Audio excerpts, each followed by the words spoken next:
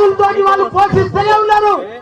మనం ప్రధానమంత్రికి ఒకటే మేము మనవి చేస్తున్నాం అందరికీ, మోడీజీ पाकिस्तान उग्रवादों को खत्म करो, कुचल कुचल के रख दो, एक जिंदगी में फिर अपना भारत का तरफ नहीं देख रहा हो लोग.